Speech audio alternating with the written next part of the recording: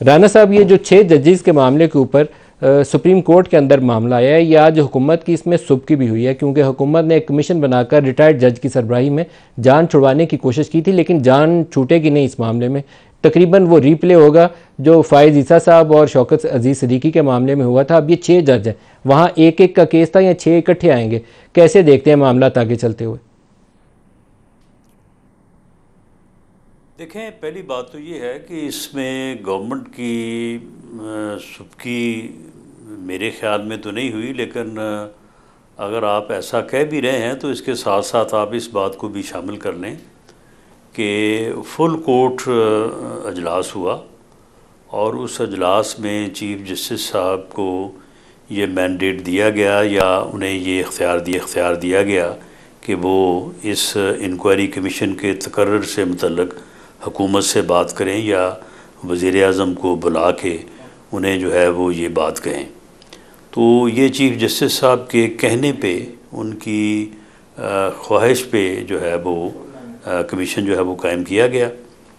अब उसके बाद अब अगर ये कमीशन बाकी नहीं रहा या उन्होंने इनकार कर दिया एज़ कमीशन एक्ट करने से जस्टिस रिटायर्ड तसद्दुक़ जिलानी साहब ने, तो अब ये इसका सो मोटो नोटिस ले लिया गया है। लेकिन सो मोटो नोटिस में भी क्या हो सकता है, क्या किस चीज़ का सो मोटो नोटिस लेंगे वो, और उस सो मोटो नोटिस की वजह से क्या करेंगे? ये मामला जो है, आपने वो खत पढ़े हैं जो 6 जजेस ने जस्टिस आमिर फारूक को आज से 1 साल पहले खत लिखे, फिर जस्टिस उमर अता बंदयाल से मिले, फिर जस्टिस फ़ाइज़ ईसा से मिले।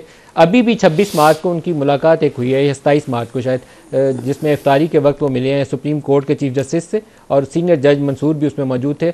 सारे जजेस इस्लामाबाद हाई कोर्ट के और जस्टिस आमिर फारूक भी वहाँ, ये सारी चीज़ें डिस्कस हुई।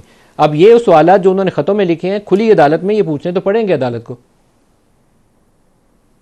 नहीं, तो खुली अदालत में जब पूछने पड़ेंगे तो जिन चीफ जस्टिस साहबान का उन्होंने जिक्र किया है तो उन चीफ जस्टिस साहबान से पूछे, वो भी तो साथ मिले हुए थे ना। मामला ये है कि ये आज का जो 6 जजेस का मुअज़्ज़ज़ जजेस का जो ख़त है, इससे पहले एक वो भी तो हाई कोर्ट के उतने ही मुअज़्ज़ज़ जज थे, जस्टिस शौकत सिद्दीकी साहब, उनका तो पूरा बयान मौजूद है। और उस बयान में जो उन्होंने कहा नहीं कि मेरे चीफ जस्टिस को ये कहा जाता है कि आप उस बेंच में शौकत सिद्दीकी को शामिल न करें जहाँ पे नवाज़ शरीफ और उनकी बेटी मरियम नवाज़ की ज़मानत का केस लगे, और मेरे चीफ जस्टिस ने कहा कि जी आप जिस बेंच से आप मुतमईन हैं जो या मकसद हासिल करने के लिए जस्टिस शौकत सिद्दीकी की बाजू मरोड़ने की कोशिश की गई, उसी तरह का एक केस इस वक्त पीटीआई के खिलाफ चल रहा है। एक से बहुत सारे केसेस चल रहे हैं, लेकिन इमरान खान नहीं, आप नहीं, आप इतनी तो इन जजेस का इल्जाम यह है कि उनके केसेस में उनकी बाजू मरोड़ी जाए। सुन लेना बाजू मरोड़ने, आप ये जो बाजू मरोड़ने की बात कर रहे हैं, इस बाजू मरोड़ने में उस वक्त के चीफ जस्टिस साकब निसार शामिल नहीं थे, आसफ खोसा शामिल नहीं थे, अनवर कासी शामिल नहीं थे। मामला ये है कि ठीक है, आप अगर एक एजेंसी का या एक अदारे का नाम लेते हैं तो जब तक ये चोर और चौकीदार जो है वो आपस में मिले ना, तो ये वारदात हो नहीं सकती। ये वारदात जब शौकत सिद्दीकी साहब के ज़माने में हुई और ऐसे ही हुआ, वो केस जो था वो उस बेंच को नहीं लगा जिसमें शौकत सिद्दीकी साहब शामिल थे। मियाँ नवाज़ शरीफ और मरियम नवाज़ की ज़मानत नहीं हुई और उस प्रोजेक्ट को कामयाब किया गया जिसका नाम इमरान खान था। तो मामला ये है कि अगर आप तो ये है कि वो जो चोर और चौकीदार जिसमें तो आपने निशानदेही की कि उस वक्त के सुप्रीम कोर्ट या हाई कोर्ट के जजेस इन्वॉल्व थे, अनवर कासी उस वक्त चीफ जस्टिस थे इस्लामाबाद हाई कोर्ट के। अब चोर और चौकीदार का सवाल होगा, तो चोर कौन होगा?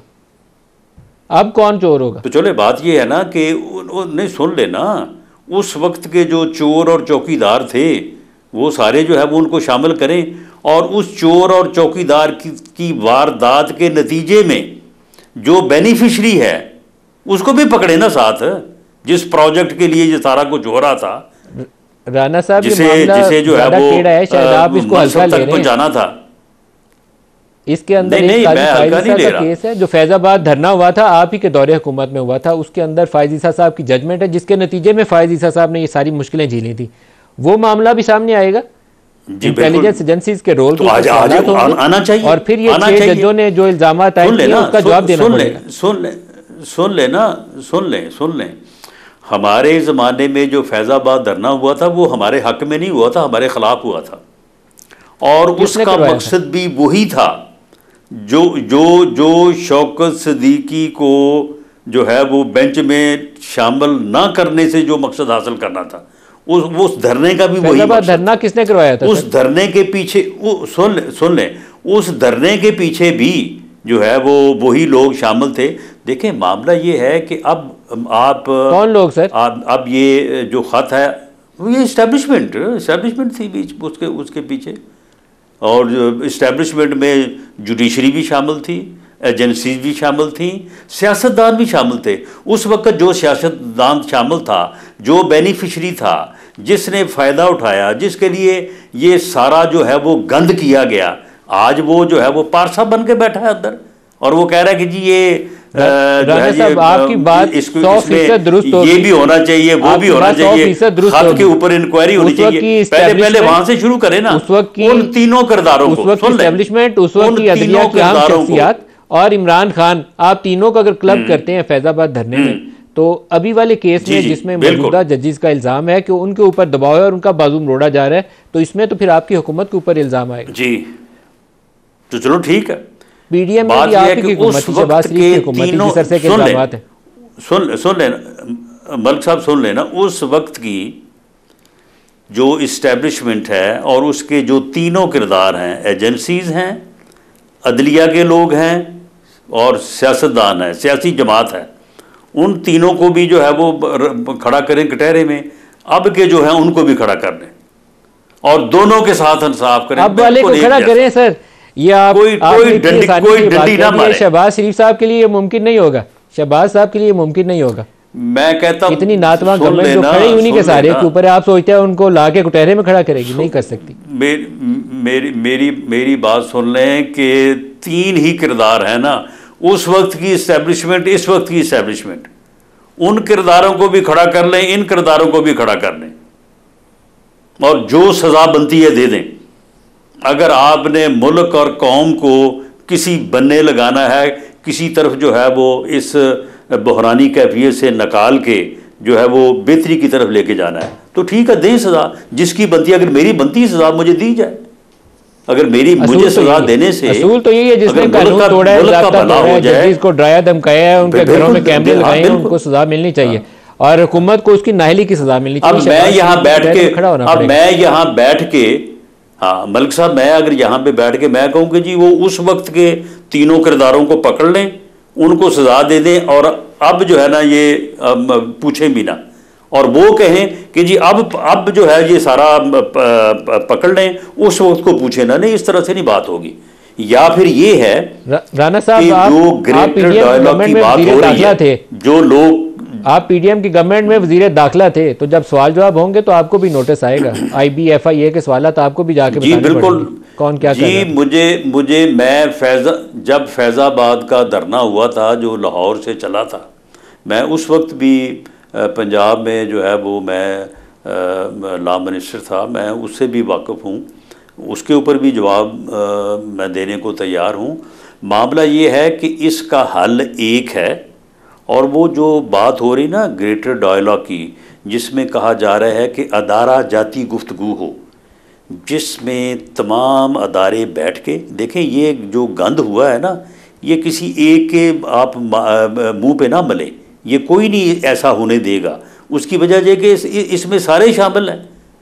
अब अदलिया कहे कि जी हम किसी और के जो है वो गले में डाल दें, कोई और कहे हम इधर इसके गले में डाल दें, दोनों मिलके कहें कि सियासतदानों के गले में डाल दें, नहीं, ऐसा नहीं है।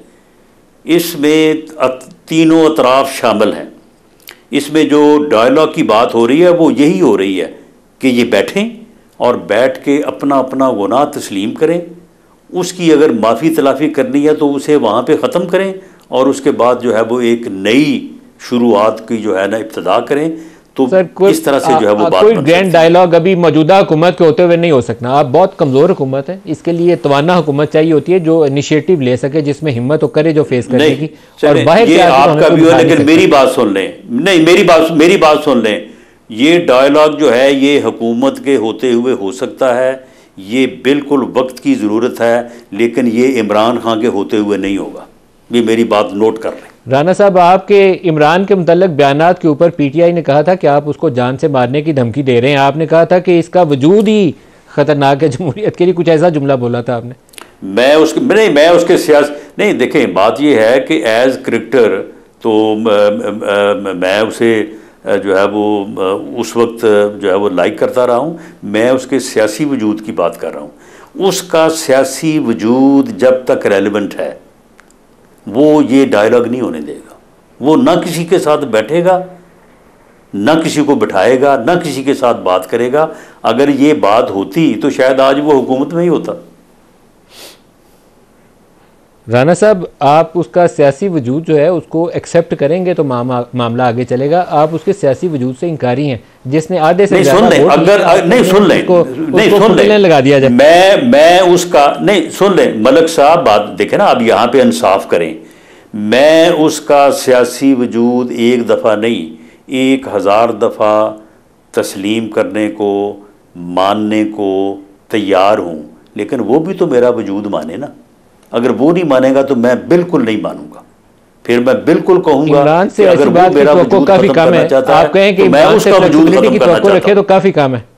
अगर ये फ्लेक्सिबिलिटी होती तो अभी जेल में ना होता, शायद इमरान खान बाहर होता, लेकिन उसमें ये फ्लेक्सिबिलिटी नहीं है जो एक सियासतदान में होनी चाहिए। लेकिन राना साहब, ये तनाज़ा कहाँ जाके ख़त्म होगा? ये तनाज़ा ख़त्म कहाँ होगा? ये मामला मुझे बहुत पेचीदा और टेढ़ा होता नज़र आता है। बाज़ खबरें तो ऐसी हैं कि लाहौर हाई कोर्ट और पेशावर हाई कोर्ट से भी अगर ये केस आगे चलता है तो वहाँ से भी ऐसे खत आ गए तो फिर क्या बनेगा? और ये रूल आउट मत करिएगा, ये बड़े सीनियर लोग ये बातें कर रहे हैं। नहीं, जिस ये खत आ जाएं, ये खत आ जाएं तो क्या ये अदलिया जो है इन ख़तों के ज़रिए से जिस तरफ इशारा कर रही है, तो क्या सिर्फ वो ही सारा कुछ कर रहे हैं? अदलिया खुद शामिल है, इनके अपने लोग शामिल हैं। जुल्फ़िकार अली भुट्टो को जो सजाए मौत दी गई, फांसी लगाई गई, उसमें वो हाई कोर्ट और सुप्रीम कोर्ट के बेंच शामिल नहीं है जिन्होंने उसको फांसी की सजा दी। कौन सा मामला है कि जिसमें जो है वो अदलिया जो है वो खुद शामिल नहीं है, सियासतदान जो है वो खुद शामिल नहीं है, इस्टेब्लिशमेंट भी शामिल है, एजेंसी भी शामिल है, सारे शामिल हैं। लेकिन पाकिस्तान में हमारी अदलिया और जो जजेस का आपस में गठजोड़ होता है ना, मीडिया भी उसमें शामिल कर लें, उसका वो जो अनहोली अलायंस है, ये अनहोली अलायंस, हम ताकतवर के साथ एक अनहोली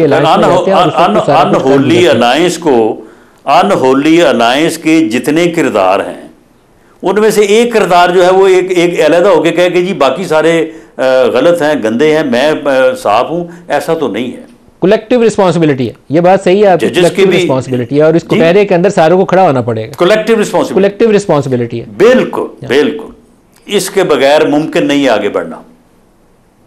तो लेकिन आपको लगता नहीं है कि ये अफरा तफरी और अनारकी की तरफ जिस तरफ हम जा रहे हैं हमें रोकेगा कोई नहीं, बचाएगा भी कोई नहीं, क्योंकि ये अंधा कुआं है, हम गिरेंगे इसमें एक दफा निकलने का। इसकी एक ही वजह है मलिक साहब, इसकी एक ही वजह है और उसका नाम है इमरान खान। ये मैं आपकी बात नहीं मानता। आपके पास इलेक्शंस के बाद भी मौका था राना साहब, नवाज शरीफ के पास मौका था, सारे बैठने को तैयार नहीं मिला, सारे कह रहे थे मुझे मैंडेट नहीं मिला, जिसको मैंडेट मिला उसे हुकूमत। नदीम मलिक साहब सारे बैठने को तैयार हैं, एक आदमी बैठने को तैयार नहीं है। इससे पहले भी मौके आते रहे हैं, हुकूमत भी उसको दे दी, फिर भी मसला हल नहीं होगा, फिर भी एक और नई तबाही। सर हुकूमत तो उसका हक बनता था, उससे बल्ले का निशान छीनना भी ज्यादती थी और बाद में वो लीडिंग पार्टी वही थी। आप उसको अच्छा कहें या नहीं तो बनाए ना, वो हुकूमत बना ले, नहीं सुन लेना, वो हुकूमत बना ली ना, कौन कहता है उसे हुकूमत ना बनाए? उसकी अक्सरियत है, वो हुकूमत बनाए। उसे किसने कहा था असम्बलियाँ तोड़ दो?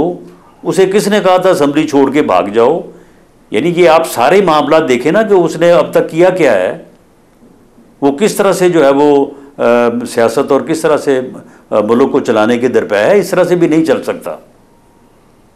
सर अंजाम कार होगा क्या? आप सोचते हैं सुप्रीम कोर्ट में जब कुटहरे के अंदर वो एजेंसियों के नुमाइंदों को नोटिस जारी हुए होंगे, एक तरफ वो जज आके खड़े होंगे, तो फिर आप सोचते हैं पाकिस्तान आगे चल रहा होगा या पीछे को जा रहा होगा? मुझे तो बहुत अफरा तफरी आगे नजर आती। नहीं तो उन एजेंसियों के एहलकारों को नोटिस जारी करने के साथ साथ जहाँ पे फैज़ हमीद साहब को नोटिस जारी हो, वहाँ पे साकिब निसार साहब को भी नोटिस जारी हो, वहाँ पे इस्लामाबाद हाई कोर्ट के कासी साहब को भी नोटिस जारी हो, वहाँ पे आसिफ सईद खोसा साहब को भी नोटिस जारी हो। इन तीनों को भी खड़ा करें, वहाँ से उनको भी खड़ा कर लें, तो फिर ठीक है, फिर उसके बाद बात करें तो बड़ी ठीक बात होगी। जुल्फकार अली भुट्टो के फैसले से लेकर उससे पहले भी आप शुरू करें वाले फैसले से लेकर आज तक सुन ले, कोई एक फैसला है जो हमारी सुप्रीम कोर्ट या आला अदालत से अच्छे तरीके से आइन कानून के मुताबिक आया?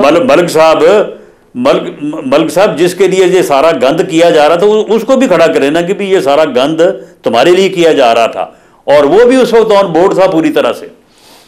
ये शौकत सिद्दीकी साहब को बुलाएंगे तो उसे भी बुलाना पड़ेगा, तो बिल्कुल से बुलाना पड़ेगा, तो उसको भी बुलाना पड़ेगा, आके सवाल जवाब तो करना पड़ेगा ना। वो जब कहता था कि एजेंसियां तो बहुत अच्छा काम करती हैं, एजेंसियां मुहिब्बे वतन हैं, एजेंसियों को करप्शन का पता चल जाता है, और वो इसलिए फिर इमरान तो ये कहता था कि वो टेप करनी चाहिए आईएसआई को गुफ्तगू। मेरे साथ तो लड़ाई नहीं होती, गुफ्तगू टेप करनी चाहिए, मेरे साथ तो लड़ाई नहीं होती। अब हुआ है एज प्राइम मिनिस्टर रिकॉर्ड होनी चाहिए गुफ्तगू। और ये हाँ, और वो कहता था कि एजेंसियां जो है ये बहुत अच्छा काम करती हैं, ये करप्शन का पता चला लेती हैं, इसलिए नवाज शरीफ की उनके साथ लड़ाई होती, मेरे साथ क्यों नहीं लड़ाई होती?